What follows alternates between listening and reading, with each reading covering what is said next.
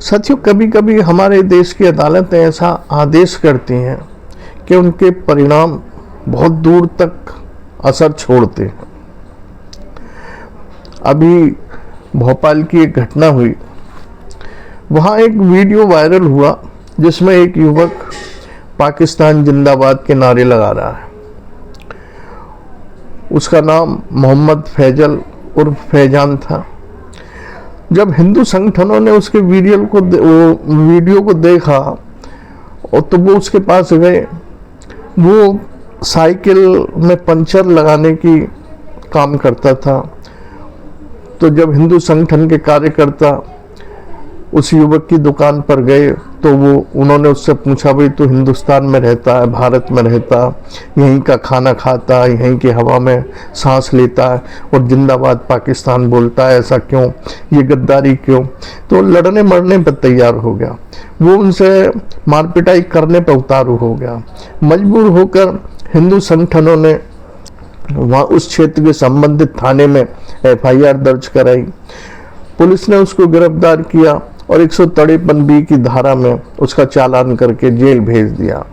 153B जो धारा है वो हमारे राष्ट्रीय एकता की विघटन की जो बात करता है उस पर लगती है। जो राष्ट्रीय एकता को चोट पहुंचाते हैं वक्तव्य, उन लोगों पे लगती है ये।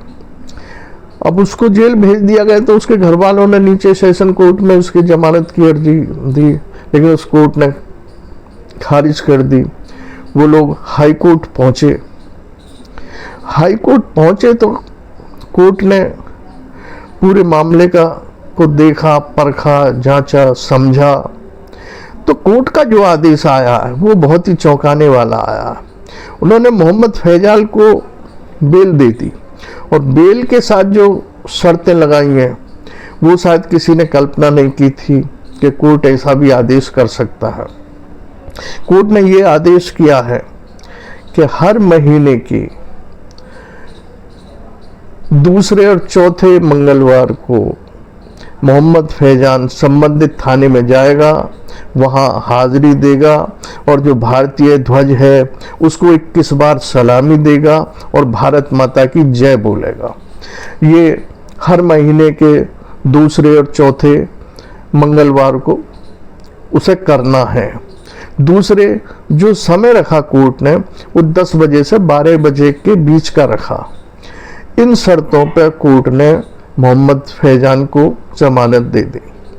साथियों, कोर्ट ने अपने आदेश में ये भी कहा था कि ये जो शर्त है इसका पालन आरोपी तब तक करता रहेगा जब तक कि अदालत से फैसला नहीं आ जाता है।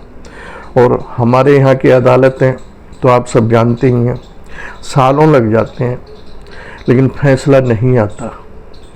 अब मोहम्मद फैजान को देखेंगे कि कहाँ तक वो ये अपनी शर्त पूरी करता है।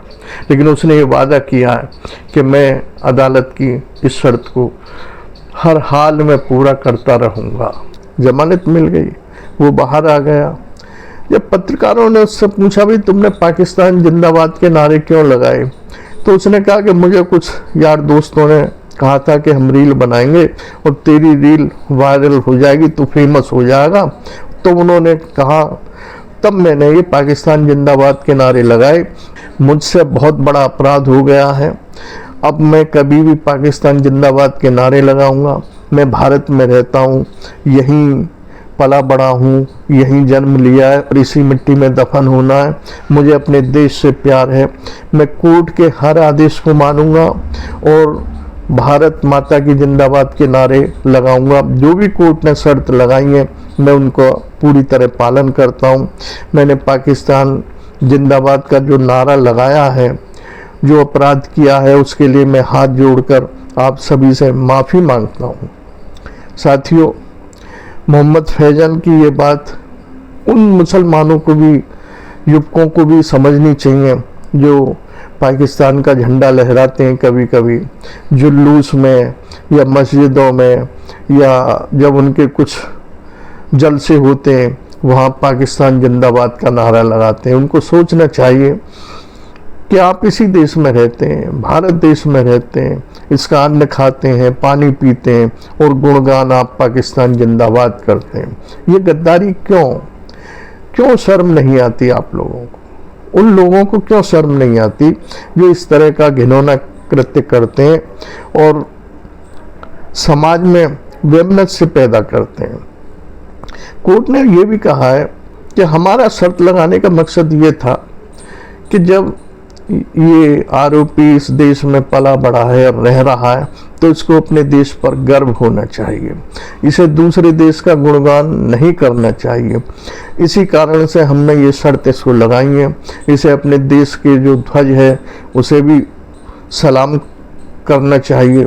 साथियों, मैं तो उन मुस्लिम युवकों से यही निवेदन करूंगा, अपील करूंगा जो पाकिस्तान जिंदाबाद का नारा लगाते हैं, पाकिस्तान का ध्वज फहराते हैं, या तो हिंदुस्तान छोड़ जाए, पाकिस्तान में जाकर रह लें। अगर नहीं रहते हैं, ना हिंदुस्तान छोड़ते हैं, यहाँ रहकर भी पाकिस्तान जिंदाबाद का नारा लगाते हैं, तो ये तो देशद्रोह के अंतर्गत ही आता है। ऐसे लोग अपनी मानसिकता को बदलें और इस तरह की कृत्य ना करें जिससे उन्हें भी कानून के दायरे में आके आगे चल के ऐसे आदेश का पालन करना पड़े जैसा मोहम्मद फैजान कर रहा है।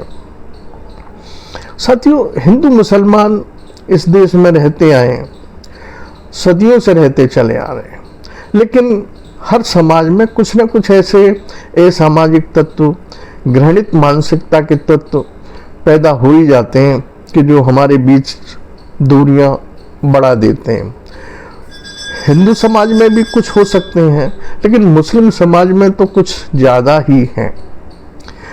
उन्हीं तत्वों को मुस्लिम समाज के जो बुजुर्ग हैं, जो प्रतिष्ठित लोग हैं, बुद्धिजीवी हैं, वो भी खुद मार्गदर्शन करें ऐसे भटके हुए युवकों का कि भाई अगर तुम इस तरह का कृत्य कर रहे हो तो ये गलत है। हम इस देश में रहते हैं, इसी देश के वासी हैं, तो हमें अपने इसी देश से प्यार करना चाहिए। साथियों, आपने वीडियो देखी सुनी, इसके लिए आपका आभार, धन्यवाद।